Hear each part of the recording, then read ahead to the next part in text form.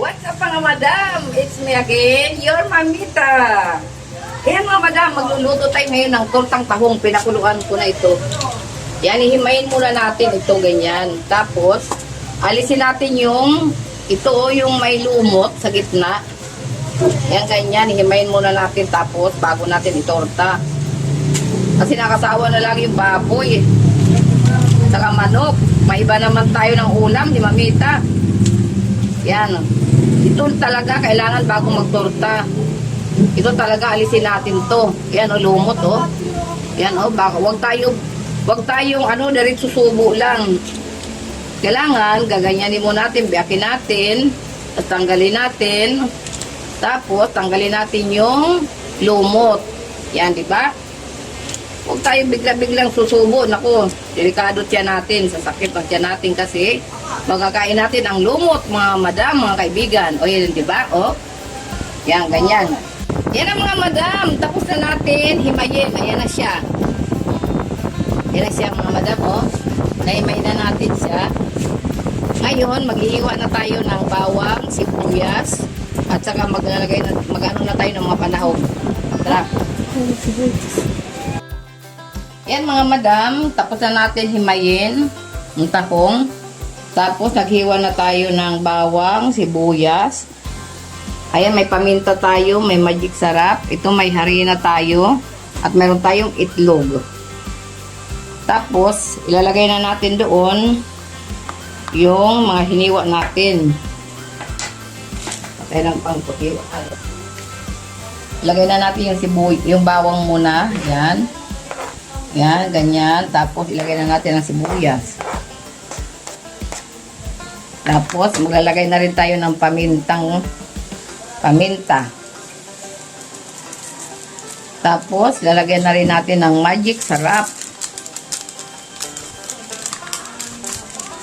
Magic sarap.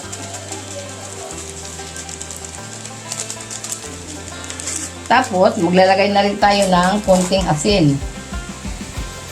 Huwag masyado kasi baka maalat kasi yung tahong maalat yan. Yan. Tapos, haluin muna natin. Haluin muna natin ng ganyan. Halo-halo. Una, yung ganyan muna ang gagawin. Titimplahan muna natin. Tapos, isusunod na rin natin yung itlog. Sunod na rin natin yung itlog. Egg.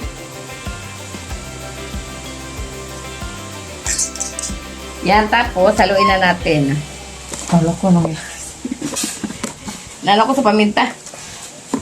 Ayan, ganyan. O, diba? Nahalo na natin yung mga panahog sa torta. Tapos, panghuli, harina. lalagyan natin ng harina. Ihalo muna natin yung mga kiskiboy dito na natira. Wait lang. Oh. Kiskiboy.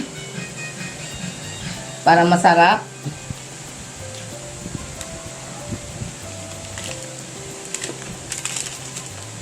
Tapos magdagdag na lang tayo ng harina. Para masyado siyang madikit.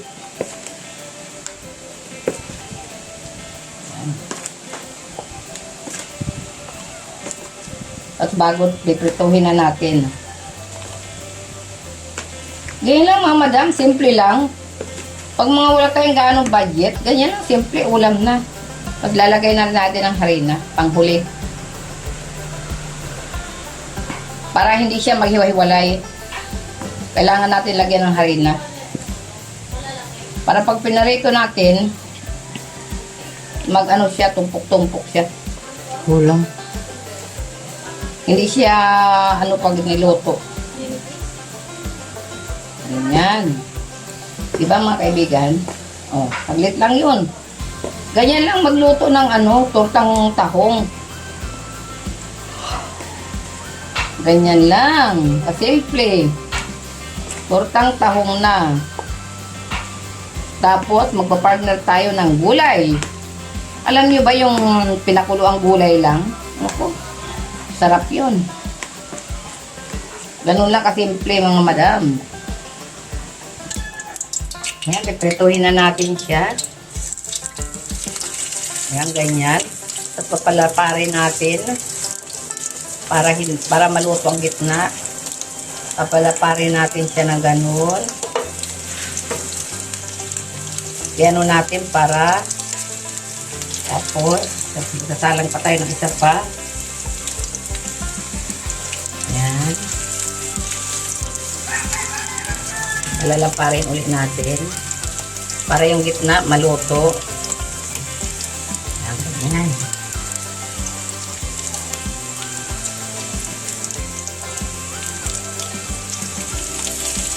Ayan, palaparin natin. Medyo maliit yung nakuha ko. Ayan. Palalaparin natin ng ganyan.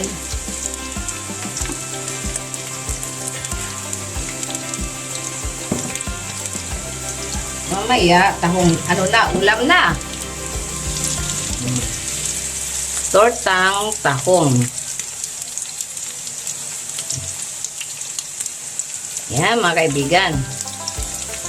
Ang tortang tahong.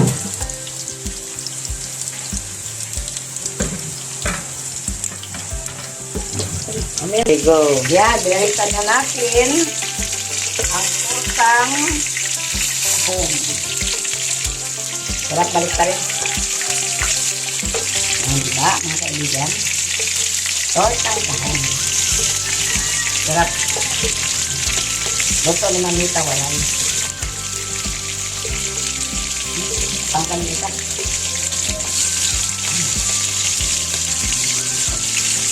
Titikman na natin mamaya yan.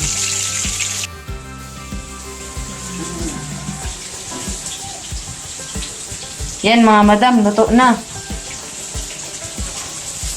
Pwede na. I-partner sa yelong kanin. Yan ang mga kaibigan, di ba? Tortang tahong.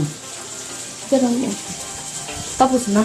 Tortang tahong, tapos ang partner ni Mamita ay yung gulay na masustansya. May talbos, may okra. Kaya, tikman natin ang tahong kung masarap, mga madam.